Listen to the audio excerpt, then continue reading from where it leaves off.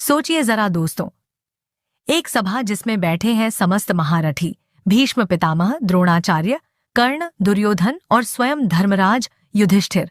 और उसी सभा के बीच खड़ी है द्रौपदी, अपमान की ज्वाला में तपती हुई। चीरहरण का वो दृश्य जिसने पूरे महाभारत का रुख बदल दिया। लेकिन क्या आप जानते हैं, उस क्षण द्रौपदी ने ऐसी वाणी बोली, ऐसा सवाल किया कि भीष्म जैसे गंगापुत्र और कर्ण जैसे महारथी तक कांप उठे। वो शब्द सिर्फ सवाल नहीं थे, बल्कि धर्म, न्याय और सत्य के तीर थे। यही वो क्षण था जब सभा मौन हो गई और हर किसी को अपने विवेक का आईना दिखा। आज की इस कथा में हम जानेंगे द्रौपदी ने आखिर ऐसा क्या कहा जो सदियों बाद भी हमें सोचने पर मजबूर करता है।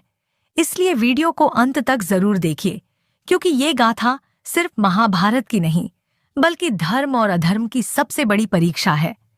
जब सभा के बीच द्रौपदी ने अपनी आंखों से चारों ओर देखा, चारों तरफ वीर, गुरु और राजाओं की भीड़ थी, लेकिन सब चुप थे। तभी द्रौपदी ने कांपती हुई लेकिन तेज आवाज में पूछा, हे सभासदों, मुझे बताइए, जब स्वयं धर्मराज युधिष्ठिर ने पहले खुद को दांव पर लगाया और हार गए, तो क्या उसके बाद वे मुझे दांव पर लगाने का अधिकार रखते थे? क्या पति के हार जाने पर पत्नी दासी बन जाती है? और यदि युधिष्ठिर स्वयं ही दास हो चुके थे, तो क्या दास का अधिकार अपनी पत्नी पर हो सकता है? इन प्रश्नों ने पूरी सभा को हिला दिया। हर कोई मौन हो गया। भीष्म पितामह जैसे धर्म के झाता भी गहरी सोच में पड़ गए। द्रौपदी की यह दलील इतनी प्रखर थी कि धर्म और अधर्म की सीमाएं धुंधली पड़ने लगी। कर्ण और दुर्योधन, जो उसे अपमानित करना चाहते थे, भी भीतर ही भीतर सिहर उठे। द्रौपदी के सवाल के बाद सबकी निगाहें भीष्म पितामह पर टिक गईं, क्योंकि धर्मशास्त्र और न्याय की सबसे बड़ी पहचान वही थे। लेकिन पितामह ने गहरी सांस लेकर कहा, धर्म की गहराई अपार है द्रौपदी। इस समय मैं स्पष्ट नहीं कह सकता कि तुम्हें दास मानना उचित है या नहीं। भीष्म के इस जवाब को सुनकर द्रौपदी का क्रोध और तेज हो गया। उसने कहा, पितामह, यदि धर्म के झाता ही मौन हो जाएं, तो अधर्म की जीत निश्चित है। आज अगर स्त्री के सम्मान की रक्षा नहीं हुई, तो आने वाली पीढ़ियां धर्म पर भरोसा कैसे करेंगी? यह वाक्य सुनकर सभा का वातावरण बदल गया। भीष्म पितामह, जिन्होंने गंगा की कसम खाई थी कि सदैव धर्म का साथ देंगे, उनके हृदय में कंपन दौड़ गया। उनकी आंखें झुक गईं। वे पहली बार असहाय प्रतीत हुए। सभा में मौन को तोड़ते हुए कर्ण ने व्यंग्य से कहा, द्रौपदी, तू 5 पतियों की पत्नी है। तेरा चरित्र अंधकारमय है। ऐसी स्त्री का सम्मान कहाँ होता है? तू दासी ही है और दासी की तरह तुझे स्वीकार करना होगा। कर्ण की ये बातें सुनकर द्रौपदी का चेहरा अपमान से तप उठा, लेकिन उसने हार नहीं मानी।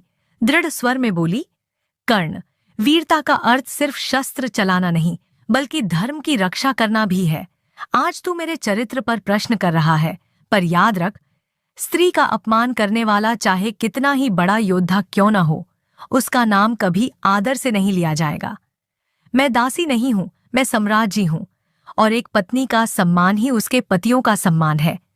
द्रौपदी के इन शब्दों ने कर्ण के हृदय में बिजली सी कौंधा दी। उसका चेहरा लाल हो गया। भीतर कहीं न कहीं वह कांप उठा, क्योंकि द्रौपदी ने उसके भीतर छुपे पाखंड पर चोट कर दी थी। कर्ण के तानों और भीष्म के मौन के बीच द्रौपदी ने दोनों हाथ उठाए और आकाश की ओर देखकर शपथ ली, मैं प्रतिज्ञा करती हूं, इस अपमान को मैं कभी नहीं भूलूंगी। जिस सभा में धर्म का गला घोंटा जा रहा है, जिस सभा में गुरुजन और वृद्ध भी मौन है, उस सभा का विनाश निश्चित है। याद रखो, जिस स्त्री के आंसू गिरते हैं, वहां महादेव का क्रोध प्रकट होता है। द्रौपदी की आवाज में ऐसा तेज था कि सभा में बैठे हर योद्धा सिहर उठा। दुर्योधन के चेहरे पर व्यंग्य मुस्कान थी, लेकिन उसकी आंखों में भी भय की झलक साफ दिखी। द्रोणाचार्य तक मौन हो गए, और पहली बार था जब सभा ने महसूस किया कि एक स्त्री अकेली होकर भी पूरे साम्राज्य को चुनौती दे सकती है। द्रौपदी के शब्द गूंज रहे थे, और हर किसी के मन में एक ही सवाल था, क्या वास्तव में धर्म हार गया है? अपनी शपथ के बाद द्रौपदी ने सभा की ओर देखते हुए एक और प्रश्न दागा, हे धर्मज्ञ महानुभावों, मुझे बताइए, क्या धर्मराज का कर्तव्य केवल पासे खेलकर पत्नी को दांव पर हारना है? क्या धर्म यही सिखाता है कि एक स्त्री का सम्मान लूटा जाए और आप जैसे विद्वान मौन रहे? इन वचनों ने सभा की नींव हिला दी। द्रोणाचार्य और कृपाचार्य तक सिर झुकाकर बैठ गए। द्रौपदी का हर शब्द सभा के स्तंभों से टकराकर गूंज रहा था। भीष्म का चेहरा गंभीर था। कर्ण ने होंठ दबा लिए। सभी को लग रहा था मानो स्वयं धर्म बोल रहा हो। द्रौपदी ने आगे कहा, आज मैं अकेली खड़ी हूं, लेकिन मेरे आंसुओं की गवाही स्वयं समय देगा, और जिस दिन समय बोलेगा उस दिन इस सभा का हर अन्यायी तिनके की तरह बिखर जाएगा। यह सुनकर वहां बैठे योद्धाओं की रीढ़ में सिहरन दौड़ गई। द्रौपदी की वाणी अब सामान्य स्त्री की नहीं रही, वह मानो स्वयं धर्म की आवाज बन गई थी। उसकी आंखों में जलती ज्वाला और शब्दों में सत्य का तेज ऐसा था कि सभा की हवा भारी हो गई। भीष्म पितामह, जिन्होंने अनगिनत युद्ध देखे थे, पहली बार निरुत्तर हो गए। उनके हृदय में यह विचार कौंधा, यदि आज मैंने धर्म की रक्षा न की तो गंगा का पुत्र कहलाने योग्य भी नहीं रहूंगा। उनकी आत्मा कांप उठी, लेकिन मौन उन्हें जकड़े रहा। कर्ण, जिसने अभी अभी द्रौपदी का अपमान किया था, भीतर से हिल गया। द्रौपदी की दृढ़ता और शपथ ने उसके हृदय पर प्रहार किया। उसे एहसास हुआ कि यह स्त्री साधारण नहीं, बल्कि धर्म की ध्वजवाहक है। सभा में सन्नाटा ऐसा था कि मानो हर दीवार द्रौपदी के शब्दों को दोहरा रही हो। धर्म और अधर्म की यह भिड़ंत अब युद्ध का बीज बन चुकी थी। जब सभा में अपमान अपनी सीमा पार करने लगा, द्रौपदी ने आकाश की ओर दोनों हाथ उठाकर पुकारा, हे द्वारकाधीश, हे माधव, यदि आज धर्म की रक्षा न हुई तो संसार स्त्रियों के लिए नरक बन जाएगा। यदि आप मेरे सच्चे सखा हैं तो आकर मेरे सम्मान की रक्षा कीजिए। उसकी यह पुकार साधारण नहीं थी, यह प्राणों से निकली हुई पुकार थी।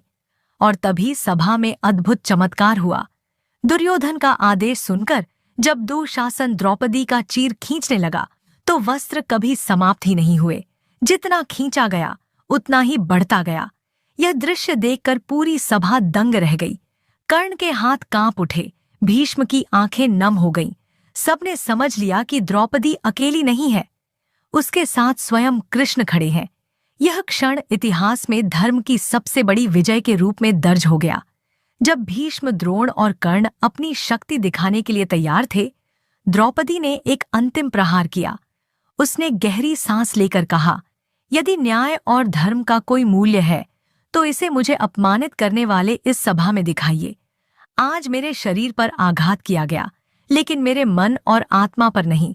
याद रखो, जो स्त्री अपने सम्मान की रक्षा में अडिग रहती है, वह केवल खुद के लिए नहीं बल्कि पूरे धर्म के लिए लड़ती है। इन शब्दों ने सभा के हर सदस्य को हिला दिया। कर्ण का गुस्सा भी डर में बदल गया। भीष्म पितामह, जिन्होंने सदियों तक न्याय का पालन किया, उनके हृदय में भी द्रौपदी की धैर्य और साहस की गूंज होने लगी। सभा में सन्नाटा छा गया।